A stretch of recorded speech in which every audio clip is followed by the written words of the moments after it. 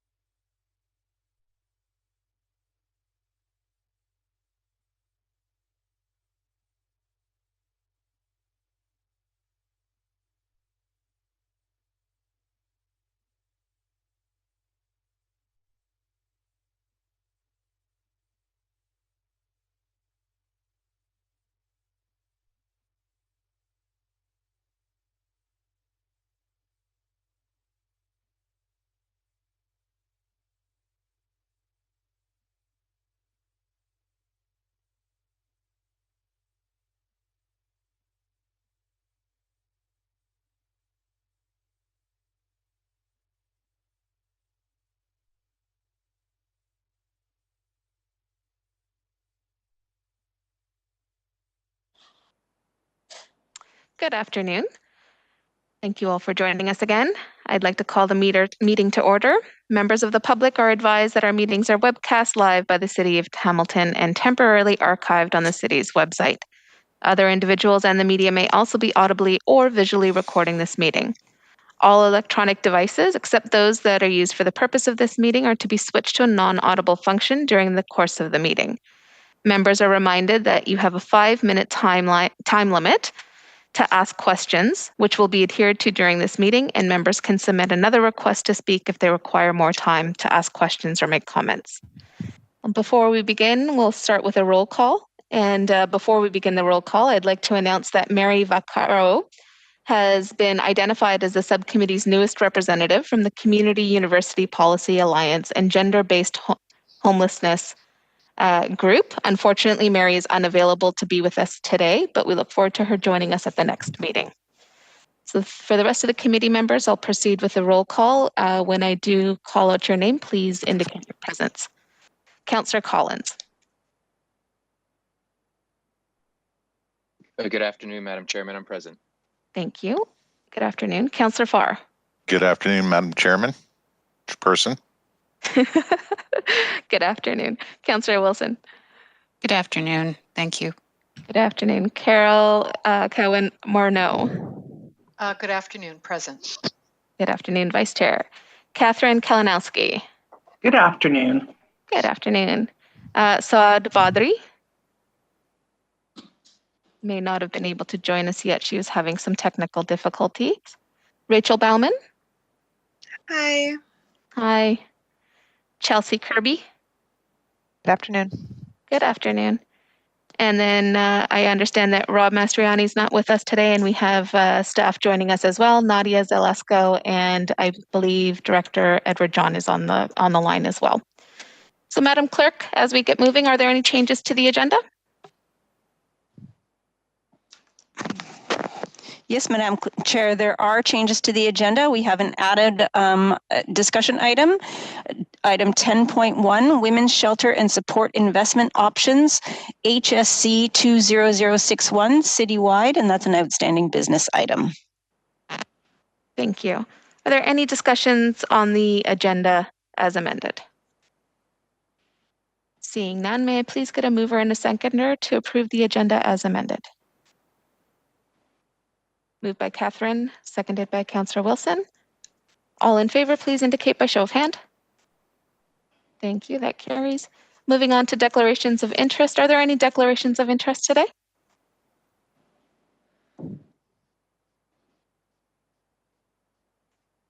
Seeing none, we'll move on to approval of the minutes of the previous meeting. So may I please have a mover and seconder to approve the minutes of the November 10th, 2020 meeting? Moved by Chelsea, seconded by Carol. Any discussion on the minutes? Seeing none, all those in favor, please indicate by show of hand. Thank you. That carries. Okay, moving on to discussion items. 10.1, Women's Shelter and Support Investment Options, Report HSC 20061. I'd like to call upon Nadia Zalesko, Senior Project Manager, Homelessness Policy and Program Team, to introduce this item.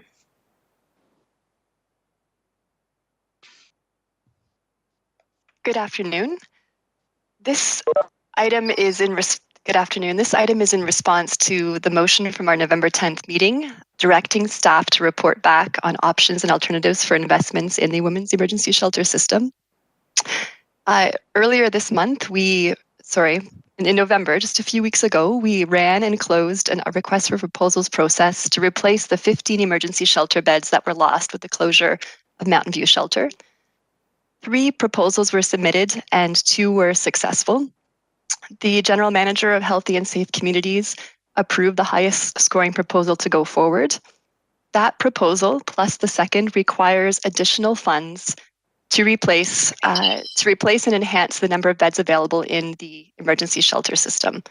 So we are proposing additional funds up to $950,000 required to get additional resources in the women's emergency shelter system. So that includes up to 25 net new beds. And additionally, an increase in an investment for a portable housing benefit for women, trans feminine, trans masculine, and non-binary adults from Hamilton's by name list. The Good Shepherd proposal, that was the highest scoring proposal, approved to move forward, has a couple of dependencies. This proposal is linked to one currently before the Canada Mortgage and Housing Corporation through the Rapid Housing Initiative for capital funds to secure a location in which these shelter beds would be housed. If that proposal is unsuccessful, we at that point would recommend moving forward with the second highest scoring proposal through Mission Services for Emma's Place, which does not bring net new beds online, but it replaces the 15 beds from Mountain View Place. That proposal would also require additional funds in the amount of $225,000 a year to operate those 15 beds, and initial startup costs of $413,700. With this, we're also recommending an increase of $950,000 investment to provide the support that this shelter would require to operate, and additionally, to introduce a municipal portable housing benefit for women, trans feminine, trans masculine, and non-binary adults from Hamilton's by name priority list. Okay, thank you, Nadia, for that overview. I'll open up the floor for questions at this point. Councillor Collins. Thanks, Madam Chairman, and thanks to Nadia for the presentation. The really the recommendation is in line with the mandate of the committee. Is all about. The committee was established to assist with housing services across the spectrum, and so I have a question as it relates to the 950,000. So the direction that we provided in November was so as not to miss the 2021 city's 2021 budget process. So the timing is perfect in terms of the recommendation, Nadia, that you have in front of us. For the purposes of budgeting, when would those dollars be required as it relates to the entire 950? So to be clear, there's a recommendation to replace the 15 beds, which kind of brings us to status quo, if you want to call it that. And then there's the expanded services with up to, it says, 25 beds. So for the purposes of my council colleagues and I going back to committee and council, operationally, are we looking at asking for the entire 950 through the 2021 budget process? Or is this a phased approach, understanding that it's also part of a larger application through the Rapid Housing Initiative federally? Thank you, Councillor Collins. So through the chair, I'm Edward John, Director of Housing Services. I hope you can all hear me okay. Sounds good, Ed. Perfect.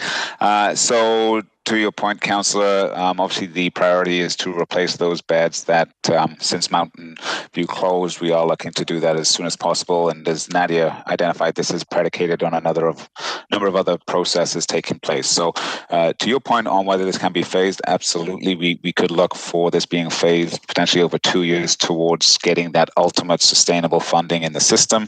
If we were to proceed on that basis, we would look to fill those gaps and phase in the number of beds as best we can. So, we would work with both the proponent and with the city in order to achieve a comprehensive solution on that basis.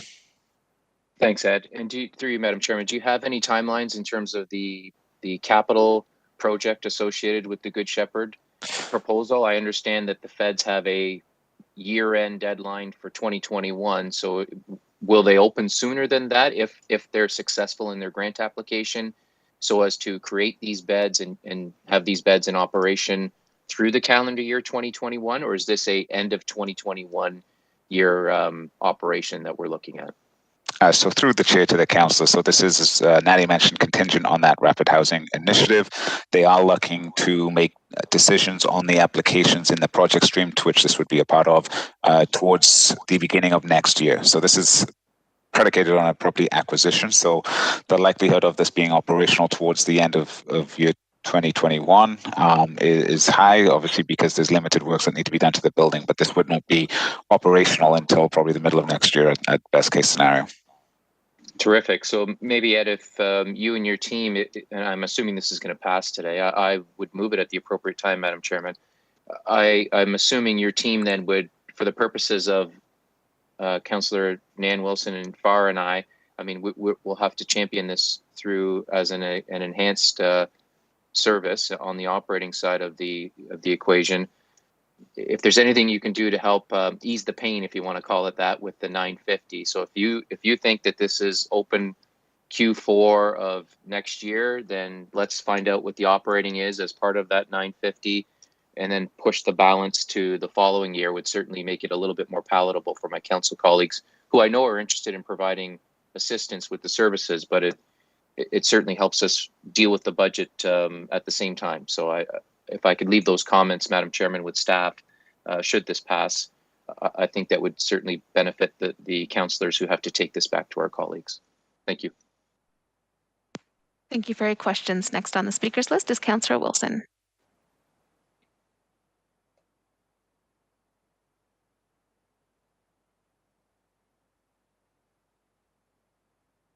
Oh, Councillor Wilson, we can't hear you. You'll have to unmute yourself. Thank you. I think I'd know how to do that by now, right? Thank you, Chair Nan. I'd just like to take it up a level, if I could, to understand the rationale for why we're seem to be going in a direction of where we have to make a choice here when we're in a position of what is acknowledged to be a deficit of service. So if I could, through you to staff, just walk me through again the if this, then this, but if not this, then this, and why not these? And what would be the budgetary impact of these both? So through the chair, I'll begin and I'll let Nadia finalize. And obviously she's more acutely aware of the details and has actually been doing much of the heavy lifting. So for all intents and purposes, this is through the great work of her and her staff. So as you may be aware, typically we fund our shelter system through our CHIPPY program, our homelessness prevention initiative. And so those are provincial dollars that we use. We historically have not used levy-funded funds in order to fund a shelter. We are looking through this process to expand and to right-size the shelter system. As we know, there have been historic pressure points within that. The other piece to this, which is worthy of some discussion, is that this is also the ability to not only right-size the shelter system, but to equally and of great importance is to have that outflow piece successfully achieved through some of those units. So this, for all intents and purposes, is that opportunity to do that in one fell swoop. So when we do look at our CHIPPY funding dollars, we seriously haven't had any significant enhancements over time. We have obviously had COVID-related enhancements, but we recognize that the system as it stands today is in desperate need of increasing funds. So to expand it, the only option we have to go outside of that funding envelope is to seek money from the levy.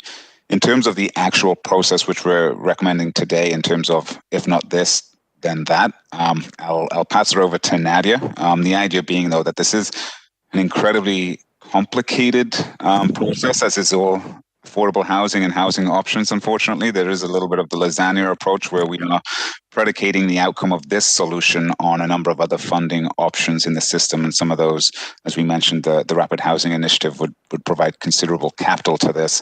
One of those prerequisites to be eligible through that process is to have sustainable funding. So we do want to determine that this has sustainable funding in order to meet that purpose.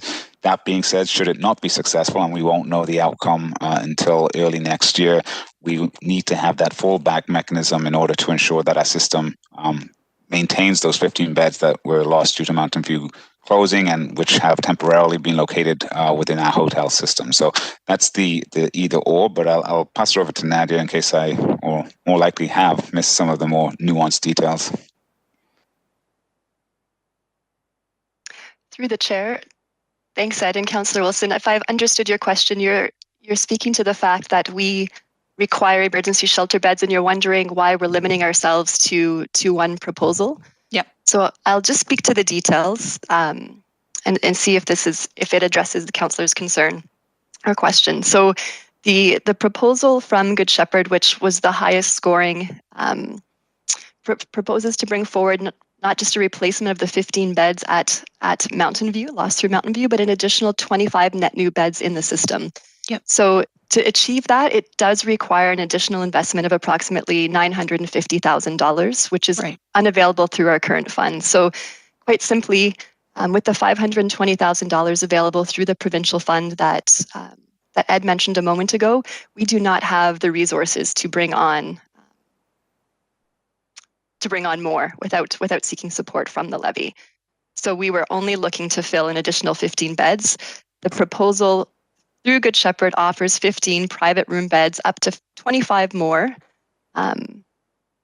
It's tied to the other proposal that Ed mentions, which creates a new location for these beds. Mm-hmm. So the Mary's Place beds currently operated by Good Shepherds would be relocated to the new location, importantly freeing up that space for the current Good Shepherd Violence Against Women Center to expand into, pending a successful partnership and proposal before the Ministry of Children, Community and Social Services. So it comes down to a question of available resources. And I would point out, just to go back to the reference that Ed has made, we're looking to invest not just in emergency shelters, as we spoke about on November 10th, but also permanent solutions to create outflow through the shelter space so that ultimately more women can access the shelter, but also move on to permanent solutions. So in the report, we're trying to balance both of those needs. Thank you. Well, thank you for that. I understand it comes down to available resources and that there aren't any. I think I would position it a little bit differently. It not only comes down to available resources, it comes down to the choice of, does an elected council make those resources available? And if, I guess my next question, thank you for all of that, I really appreciate it, is what would be a timeline for implementing both of these if they were deemed to be a choice of council? Through the chair, Councillor Wilson, the timeline for the refresh proposals required the shelter beds to be operational for April 1st, 2021. So both proponents are able to get, or had proposed that they would be able to get 15 beds online for that time. That's the case of Emma's Place, the Emma's Place shelter proposed through Mission Services. And as Ed was mentioning, the Good Shepherd proposal is dependent on the Rapid Housing Initiative funding as well. So those timelines are tied together. Right. Thank you. Councillor Wilson, I'm going to have to pause you there. I'll cede the floor. Thank you. I'm going to bring you back Appreciate on it. for a second time as needed.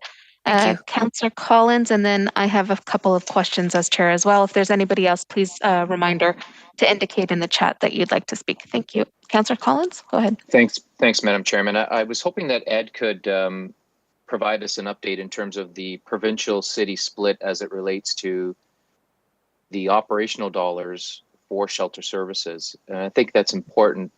You know, there's a community conversation, certainly there has been one for years now, in terms of the contributions that have been made, past and present, by all levels of government. And I think at a previous meeting, you know, someone mentioned and highlighted that this is really, the city inserting itself into an area where it's been largely funded by other levels of government in the past, specifically the province. And so as part of the education process, even for our colleagues, I think it's important to have that context. And so, Ed, I was just hoping you could touch on that in terms of the levy ask that is in front of us, which will go on to council at some point in time. Thank you. And through the chair, and unfortunately we use this word a lot, but this is unprecedented. Typically our shelter funding is coming from provincial funds in the CHIPPY envelope. That envelope does not increase any significant amount year over year, and we obviously have a number of services that we fund above and beyond just the shelter system, but they're all accounted for in that CHIPPY mandate and that CHIPPY envelope. So in order to provide the enhancement and the increased capacity that is being presented today, we are then looking for this unprecedented move of asking for the levy. The levy is typically afforded us the funds for our social housing portfolio since downloading, and there's a sizable amount. And so this is clearly a very important ask, but it should be recognized that it is unprecedented, and this would be the first. And I will be so bold as to say that, when we do speak with our federal and provincial colleagues, this investment and this movement from what we typically fund into the levy is resonating with them. They recognize that Hamilton is taking very serious steps towards dealing with this issue if it was to suggest that it would accommodate it through this process. Thanks, Ed. And I don't think it's written that way in the body of the report. So if I could just ask from an information and education perspective for my colleagues, if that could be included when and if this recommendation and the report are forwarded to council. I think it's important that my colleagues and the larger community are aware of this type of investment as well. Thank you. Thank you, Councillor Collins. I'll pass the floor on to the microphone as the chair to Vice Chair Carol Cullen Marneau, so that I can, as the chair, ask a couple of questions. So through you, Chair, to staff, thank you also to my colleagues for the previous questions, as you've covered off a few of mine as well. So I just want to clarify so that I clearly understand the timeline and the goal. So the City of Hamilton, our mission right now immediately is to replace the 15 beds that had been closed at Mountain View. We put forward an RFP with the funds that were available through the provincial pot of $520,000. The applicants that came through for that RFP came through with projects that are able to meet the April deadline for getting those beds online, and those are the two that are in front of us. Mm-hmm. So with option A, how would the project get the meet the April deadline for those beds coming online, given that it's also tied to capital and land acquisition and building? So if I could, through staff, get some details there. Thank you. So through the chair to the councillor. So we are having those discussions right now, and obviously it is predicated on funds coming from alternative means. The nature of the capital changes in order to accommodate this from the land acquisition are not necessarily sizable and are able to be conducted in timelines that are proposed. We will have to obviously discuss that and go through that. We are anticipating that all the other funding issues would be resolved in time to ensure that these timelines are met. In the interim, as I mentioned earlier, that we do have, on a temporary basis, the capacity we lost through Mountain View available in our hotel system. And at such time as this is operational, or either of the options operational, we would then transfer that funding to that process. Got it. Thank you for that answer. Through the chair, supplementary in terms of recommendation B, should a not work out from a timeline and funding securing perspective, what is the timeline for Emma's Place to be able to get those beds up? So through the chair to the council, I may ask Nadia to respond, but my understanding is that they are on a similar timeline. Both projects were on the presumption that they'd be able to be operational April 1st. April 1st, thank you. And through the chair, a supplementary question to both of those is from the perspective of winter is here. You mentioned, Director John, that the temporary coverage is available for the 15 beds that we've lost at Mountain View in the hotel surge capacity system that we've put together. Is there any concern from a staffing perspective and housing services perspective around ensuring those 15 beds our ability to weather the winter for this demographic specifically, as the winter is upon us, and the timeline of the initial April execution for the replacement beds and hopefully enhancements? Any comments? Thank you. So through the chair to the councillor, certainly the capacity issues, particularly in the women's system, are absolutely a challenge as we enter the winter months. They are every year. We are now in a very different situation where that is even further complicated with COVID and the aspects to which we find ourselves in today. So we continue to explore all and any options to increase capacity within all our systems, but particularly the women's system when it comes to the winter months. And we continue to do that. As you're aware, we do have the surge capacity, which we created through the hotel system. We continue to look at additional options within the hotel system. With that comes the need for staffing and the challenges that we've essentially moved towards almost doubling the capacity in our system across the board. So, the staffing ratios to which we've had to have increased, and we've had to support our partners through that. And it is certainly a challenge as we go forward. But we recognize that, through the winter period, we will need to do what we can to continue to increase the capacity across the system, particularly in the women's system. So we are looking and exploring those options, irrespective of the outcome of this proposal. Thank you. And then last question, I guess, would be, at what point could this committee get a sense of the picture of what housing services is supporting citywide in terms of that shelter surge capacity over the winter, the enhancements that were given to both Willow's Place and Carol Ann's Place to provide specifically in the winter months, as we've heard over and over again, and why the mandate of this committee was even created, was hearing from the housing sector as well as from women who've lived the experiences of being homeless in the winter, that those numbers continue to climb every year in the city of Hamilton. And it's my understanding that both of those providers are also seeing a significant surge in their day programs and evening programs.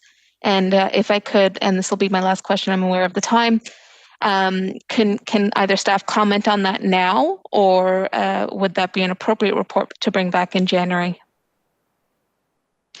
So through the chair to the councillor, so I would prefer to take that back as a motion and bring back a full and comprehensive report in terms of what we've done in terms of action on the capacity side, on the drop-ins, on the outreach that continues, and the engagement that we continue to have. Because I think it certainly deserves that comprehensive picture, as opposed to just me kind of listing them off today, because they have been significant investments, intentional investments, and a lot of collective ownership over the process. And I think one thing coming out of COVID is how well collectively we've addressed this issue, and we continue to work in collaboration with a number of our community entities. So I think it's worthy of a brief report to be brought back in the January meeting, just so that we can cover all that. We do continue to try and provide that communication piece out. I know that through a number of different avenues we are providing those details. They are incredibly fluid, both in terms of the numbers available and the ones that we're increasing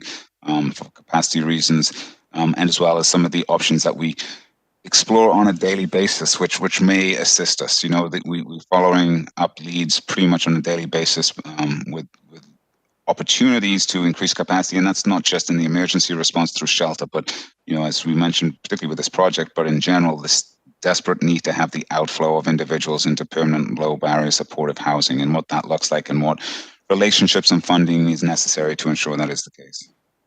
Most certainly, and I appreciate the response through the chair. It's just the factor that every year those numbers are going up. So as much as we've been kind of band-aiding the solution, and we are actively moving a phenomenal solution right here to hopefully today, that not only builds the surge capacity to deal with the issue of shelter needs immediately, but also the permanent housing and the outflow and managing people towards the fundamental supports that we want to equip people to. My concern, I guess, is around working with real numbers. And last year, we were all surprised sitting around that council table, seeing the numbers come in and being reported by the service providers. The year before that, the community was also surprised by the numbers that continue to grow. And my concern is that this year with COVID, we're also going to continue to see those reliances on already strained resources continue to grow. So looking forward to that report. I'd be happy to ask one of my colleagues to move the report or the request as the chair. I'd be happy to second it. So if I could get somebody to move that at a later time, I'll come back to you. Any other speakers on the recommendations before us? I'll take back the chair. Thank you, Carol.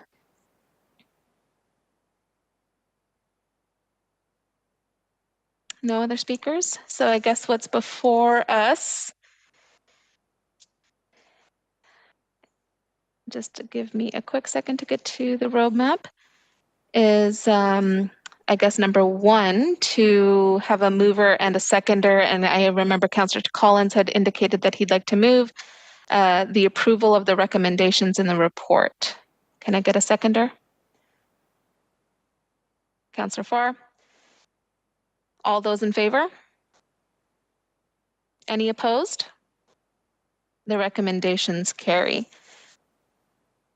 So we're on to general information and other business. Before that, maybe I can check in with Clerk Bates. So my motion to request a summary.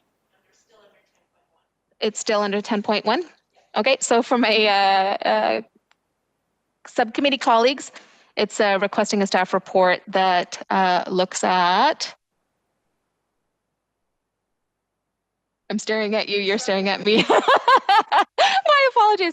That asks staff to report back on the real-time scenarios, kind of a status update on the experiences and